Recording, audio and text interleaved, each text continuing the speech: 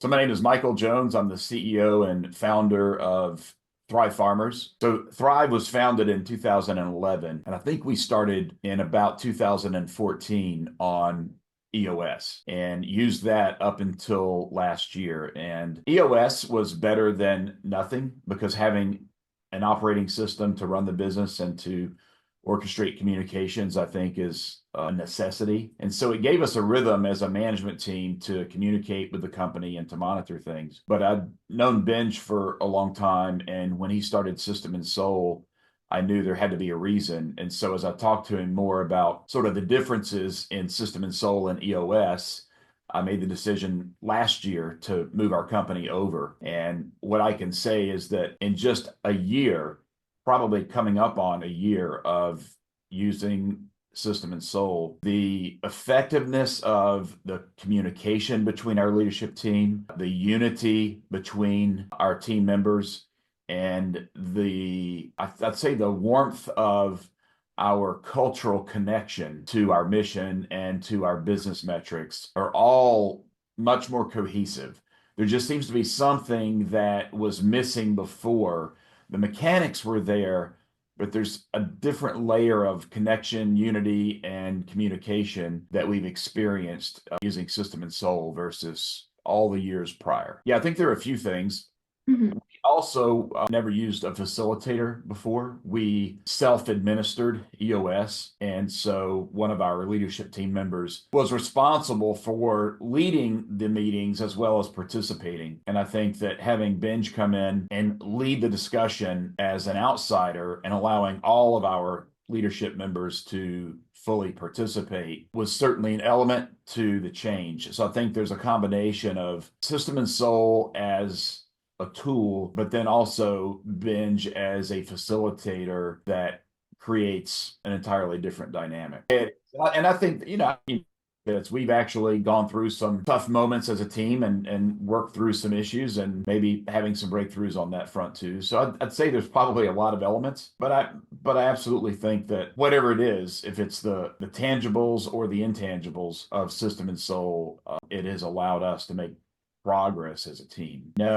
No, and it may have had to do with my trust in him because of the prior relationship, the fact that I had known him for long enough. We've had the same executive coach for a lot of years. And so I think there was maybe an inherent trust that was in place. I think one of the light bulb moments for me is when we understood that part of the rhythm in System and Soul is to recognize on a weekly basis where people in the company have lived out our values. And then as we enter that, realizing there's a connection in the system to documenting when somebody's recognized, and that becomes part of their record in System and Soul. And so there's like this virtuous loop where people realize that that moment when somebody recognizes them becomes part of their history in our system, and that we care enough to mention it and then to put it down in writing. And so I believe we're early in that, but I believe that as that builds over time, it's very affirming. It's very edifying in terms of aligning people's actions and thoughts